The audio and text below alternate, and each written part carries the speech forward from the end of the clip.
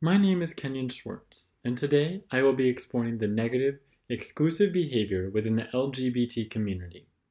And to do so, I will be using Monroe's motivated sequence.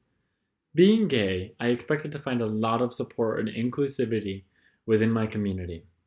While I'm able to find this for myself, however, it isn't an equal opportunity for everyone.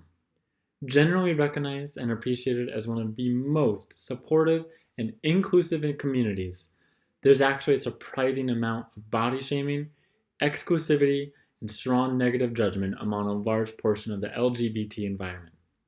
It is important that this is recognized and everyone, LGBT or not, makes a motion to reduce the exclusive behavior continually recognized in modern society among the community. Negative attitudes aren't an issue I struggle with in large myself. However, it is prevalent regardless. Regarding how an individual identifies, the two groups that are most easily and widely accepted are those who identify as gay or lesbian, the first two letters of our acronym. Sometimes individuals will identify as gay or lesbian to avoid coming out at all, or avoid ridicule over identifying as bi, despite what they truly may identify as. A study conducted by Pew in 2014 found that while 77% of gay men are out, the same can only be said for 12% of bisexual men. This is often due to workplace harassment or discrimination, or the well-known argument that bisexual is just a stopping point to being gay. Moving beyond the first two letters of our acronym, the inclusivity ends there. As previously mentioned, those who identify as bisexual hardly ever come out publicly or even to themselves. Regarding the T of LGBT, this might just be one of the most ignored and disrespected parts of our community.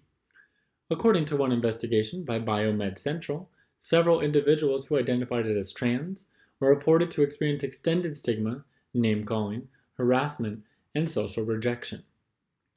Often, while in facilities that separate individuals based on gender alone, those who are trans are placed incorrectly according to how they identify, and this leads to further discrimination or harassment.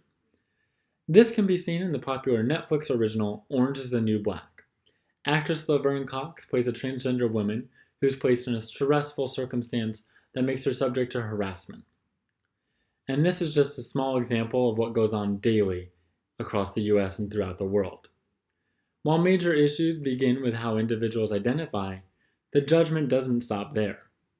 Many conflicts stem from body shaming or getting stuck on race. Body shaming is something that's prevalent throughout the country, regardless of the LGBT community. However, it takes an impressively large stance with gay, lesbian, bi, and transgender individuals alike.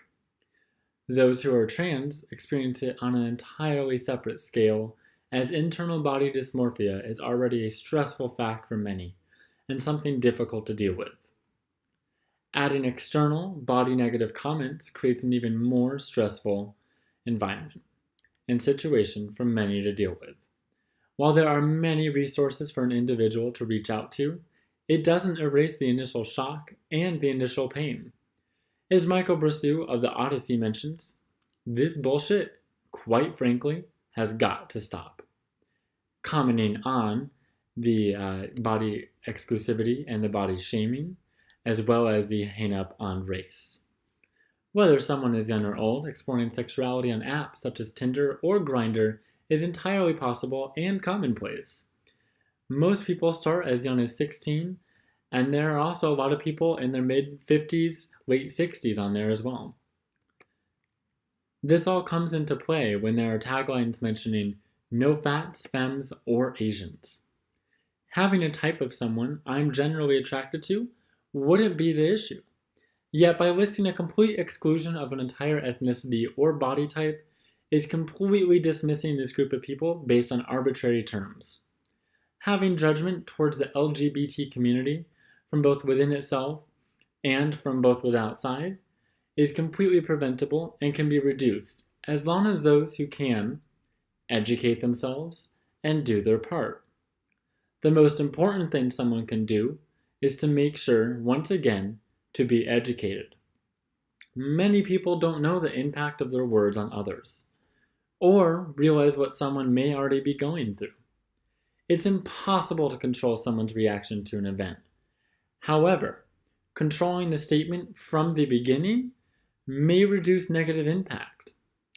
Taking into account what someone may be going through or how something is said a certain way may reduce to the amount of judgment a statement can carry. In many cases, it's not even the words that are said that can be perceived as negative, but it can be the tone of voice and the inflection, as well as the timing of when someone chooses to say something. Reaching out to various resources is a useful way to alter the way something is said, or even not just changing what's said, but how a situation is viewed. Ultimately, changing the way a message is translated is important. However, changing the way the environment is perceived is the most important, because what creates change is action and making an example of that same action. A most important resource is GLAD, who provides an entire pamphlet among other resources to better understand what is acceptable to say and what isn't. Within their pamphlet, GLAD mentions the right words can help open people's hearts and minds, while others can create distance or confusion. Effective conversations about LGBT people and equality are framed in authentic, emotionally compelling ways that resonate with people's values. The LGBT community is full of love from all angles, at least on the surface. However, a deeper look will show that there are negative influences and attitudes from outside and within the community. It is extremely important to recognize problematic issues for LGBT individuals and learn from past mistakes to avoid future ones. By educating ourselves on what can be seen as hurtful and how things can be better translated from one mind to another, we can reduce the exclusivity that the LGBT community continually makes an example of in our current society.